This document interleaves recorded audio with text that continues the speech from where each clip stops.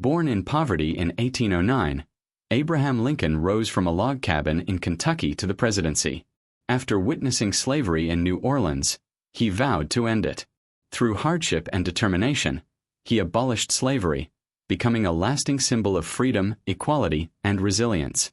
Welcome to Mysterious Time TV, where every second is a door to the unexplained. Here, we don't just tell stories. We awaken your curiosity about the mysteries that shape our world. Stay with us, and let the journey redefine time itself. He was born into a poor family. On February 12, 1809, he was born in a small wooden log cabin in Hodgenville, Kentucky, in the United States. His father, Thomas Lincoln, was a carpenter and a farmer. He was not firmly established in any profession. In 1806, Thomas married a woman named Nancy Hanks. Nancy was his mother. Lincoln's ancestors had settled in Massachusetts in 1637, but later they gradually moved toward the southern and western parts of America. While clearing forests and sowing seeds in newly cultivated land, Lincoln's grandfather was killed by Native Americans, Red Indians. These Native Americans considered the European settlers as enemies because the Europeans had driven them away from their own lands. In 1831, when Lincoln was about 21 or 22 years old, he went with his cousin John Hanks, working as a hired hand on a boat carrying goods to New Orleans. There, for the first time, he came into contact with the cruel system of slavery.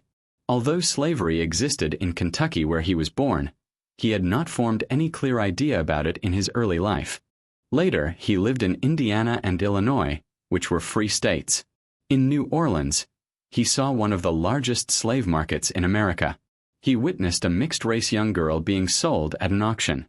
This scene deeply disturbed him, and at that moment, he made a vow that one day he would strike against this cruel system of slavery. That young man did not forget his vow. It was through his actions that slavery was abolished in America, when he was elected President of the United States at the age of 52. That young man was Abraham Lincoln. Those who believe in human freedom and equality will never forget him. When Abraham was 9 years old, his mother died, leaving him and his sister behind. In 1819, his father Thomas married a widow named Sarah Bush Johnston, who had 3 children of her own.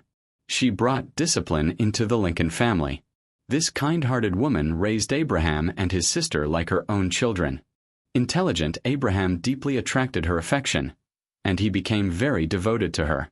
Even later in life, he never forgot this stepmother. After becoming president, he went to see her first. She was not his real mother, but she was like one.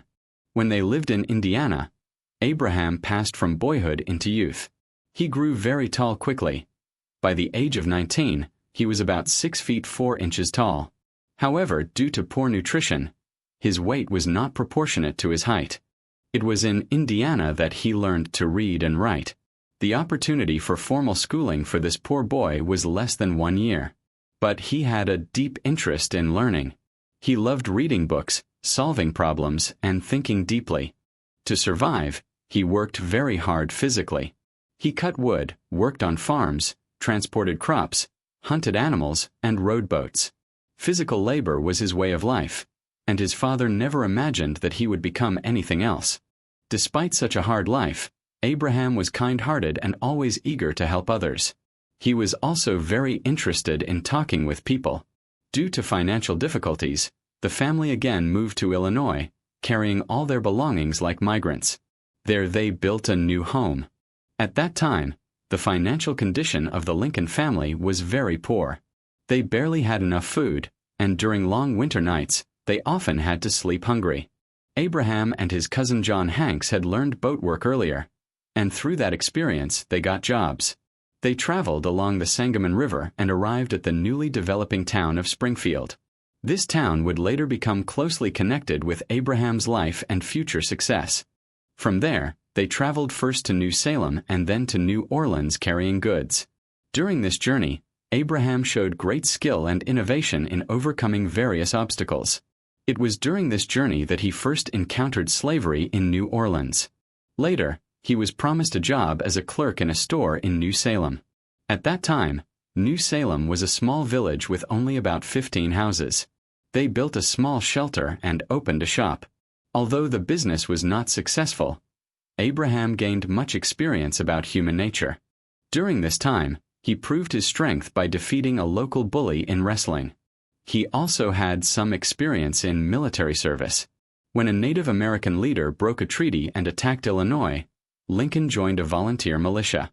Although he did not see actual combat, he showed humanity by protecting an old Native American from being mistreated. Along with his physical strength, Lincoln won people's hearts through his intelligence. While in Indiana, he developed a strong attraction to books and became especially interested in law. In New Salem, he began studying law on his own and read whatever books he could find. He read the Bible thoroughly, as well as stories like Robinson Crusoe, Sinbad the Sailor, Pilgrim's Progress, and a biography of George Washington. Later, he read the works of Shakespeare and mastered English grammar. These studies enriched his powerful speeches later in life. A local teacher also helped him in his studies. Meanwhile, the shop closed due to losses, and Lincoln became unemployed. Instead of returning to manual labor, he developed a new ambition: to stand for election to the state legislature. Though he had very little formal preparation and limited knowledge of politics and economics, he did not lose courage. He ran in the election with full enthusiasm. The people of New Salem supported him strongly. He received 270 votes out of 300, but he lost overall. After that, he tried business again with a partner, but the partner died, leaving a debt of over $1,000. Lincoln honestly repaid this debt over many years. He worked as a laborer again, cutting wood and doing various jobs. Eventually, his friends helped him get a job as the postmaster of New Salem. He also learned surveying within a short time and worked as an assistant surveyor. Despite all this, he continued his studies. He read history, including the rise and fall of the Roman Empire, and continued studying law. He also got opportunities to practice law in small local cases. In 1834, he was finally elected as a member of the Illinois state legislature. Despite financial struggles, his days in New Salem were full of youthful energy and enthusiasm. Due to his poverty and lack of polish, he felt shy in social situations, especially with women. However, he fell in love with a girl named Anne Rutledge, who died young. Another marriage proposal also failed. Later, for better opportunities, Lincoln moved to Springfield, the capital of Illinois. On April 15, 1837, he settled there permanently at the age of 28. This city became the starting point of his rise. Although the city lacked modern infrastructure, it was a center of influential people. It was a suitable place for an ambitious man. Lincoln was not overly ambitious, but he had strong political aspirations and wanted to achieve success honestly without harming others. He believed that ambition is necessary for greatness, but it must be guided by integrity. At that time, he lived a very simple life, often staying with friends. Later, he married Mary Todd. Their marriage was neither very happy nor very unhappy, but it connected him to an influential family, which helped his political career. Mary Todd was somewhat strong-willed and extravagant in spending. As Lincoln rose in position, her demands also increased. Later in life, she became mentally unstable and was eventually placed in an asylum after Lincoln's death. When he married, Lincoln was 33 years old. By then, he had already been elected to the Illinois legislature 4 times. His next goal was to become a member of Congress. After failing twice to secure nomination, he finally succeeded in 1846 and was elected to the United States Congress. This expanded his vision beyond state politics. He came into contact with important national leaders, visited major cities, and developed a broader national perspective. Thank you for watching Mysterious Time TV. If this journey inspired you, be sure to subscribe, click the bell icon, and share your thoughts. Stay curious, and we'll see you in the next adventure.